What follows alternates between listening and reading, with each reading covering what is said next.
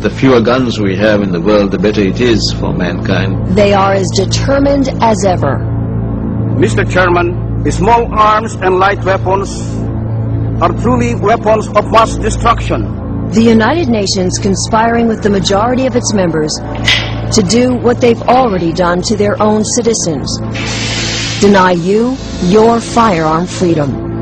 In New York, right here in our own shores, we've got a Trojan horse. They want to set U.S. firearms policy. They want to take the decision away from the U.S. electorate and undermine our Constitution. That's really their ultimate agenda, to bring the United States down from the pinnacle of freedom to simply being another one of these socialist states where the government controls everything. And just who are these gun grabbers? Countries like Japan. We strictly punish and control the possession and the use of small arms by civilians. Britain and Australia. Firearm owners in Australia must also demonstrate a genuine reason for ownership. The Netherlands. It's my firm conviction that the illicit trade cannot be tackled without involving the legal arms trade.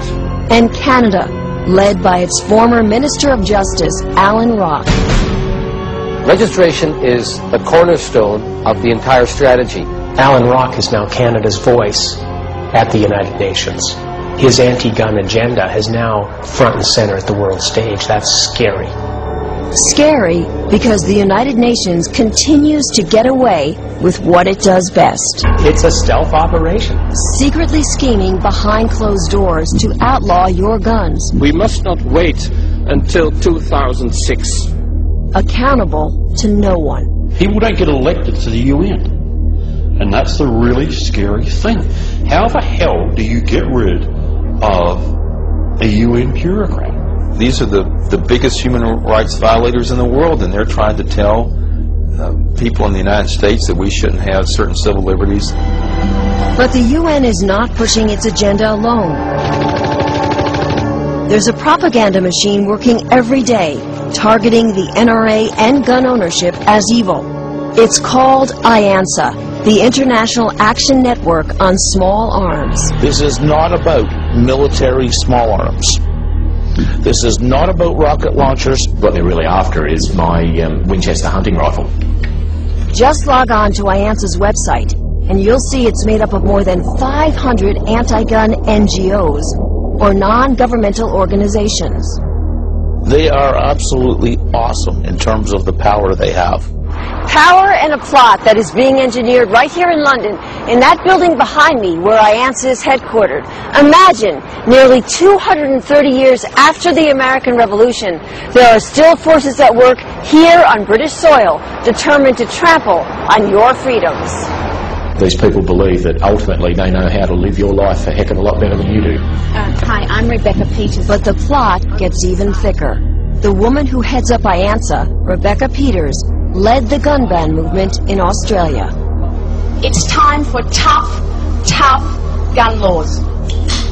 Gun owners forced to surrender their firearms to the saw blade, scrap heap, and blast furnace. Now Rebecca Peters is determined to do the same to American gun owners. We phoned Ms. Peters here at her office and also emailed her requesting an interview, but she never called us back. Rebecca Peters and like the live hand grenade with the pin almost out. She is an extremely dangerous person. Dangerous not only because of what she's done, but because of who she knows. She is good at getting funding, and funding is the key. Working for gun hater and billionaire George Soros' Open Society Institute, Rebecca has secured a seemingly endless supply of money for the UN's global gun control agenda. The pro-gun forces are outnumbered, outspent, 20 to 30 to 1. It's huge. We have thus far contributed $1.87 million US. The amount of funding that they're receiving from governments around the world is absolutely staggering. Britain, one of the biggest. After doing some probing, we found out it gave a $2 million grant in 2001 to IANSA through Britain's Global Conflict Prevention Pool's Small Arms Strategy. With titles like that, you can see why the money trail is impossible to trace. I don't know if 10 bloodhounds searching this stuff out with 100 accountants can find it. In fact, you probably didn't know UNICEF is a partner in all of this. Think of the little kid who showed up at your door on Halloween with a UNICEF box. Would you say no? But it's also an instrument to take away your firearms. So the U.S. taxpayers get to pay for a lot of this trash that comes out of the UN to ban what really is a human right. But UN supporters like Amnesty International don't see it that way. The U.S. citizens do not have a blanket right to use these weapons as they feel fit. They think gun owners are primitives who have to be brought into the modern world. And attorney Mark Benenson should know. He was the former chairman for the American branch of Amnesty International. His cousin founded the organization in England in 1961. I recall how horrified they were when they found out that I was a life member of the National Rifle Association. The Brits were paralyzed with dismay, and they didn't know what to do about it. But Mark insists that what they're doing now is not the answer to a safer world. Not at all.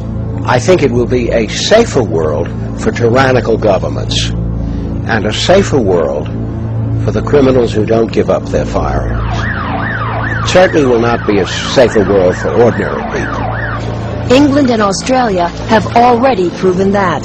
Their gun bans have backfired, crime skyrocketed, and innocent victims left defenseless. Sure, the government's banned private ownership.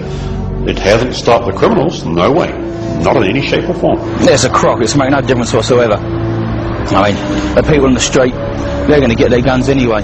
No problem. Facts that don't matter, because many countries are already enforcing the UN's agenda. Canada is leading the charge on this beyond any doubt whatsoever. They even have committees in Ottawa specifically set up to implement the United Nations gun control programs. Our government won't tell us what they're planning. What they've said carte blanche is that these UN regulations have got to be included in our national legislation. I think it's a very dangerous situation. A program of action is a beginning, not an end in itself. Implementation will be the true test. The ultimate goal?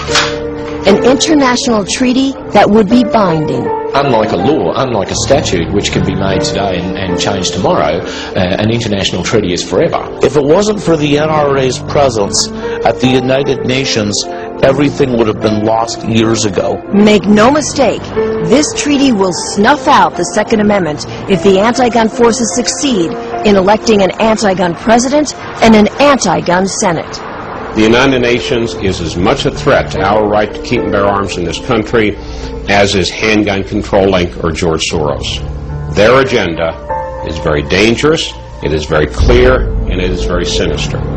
But on that day, when a treaty is ratified, your gun rights, guaranteed by the Constitution, will be gone. This is not an issue only for gun owners. It's an issue for everybody who believes in our Constitution and democratic governance. You need to go to your congressmen and to your senators and tell them that in no uncertain terms the United States government should not back the United Nations programs. They're treading on dangerous ground, and you cannot let your guard down ever. Let there be no doubt. Dictators around the world hate the United States because the United States is free. They're scared of your guns and they're going to come and get them.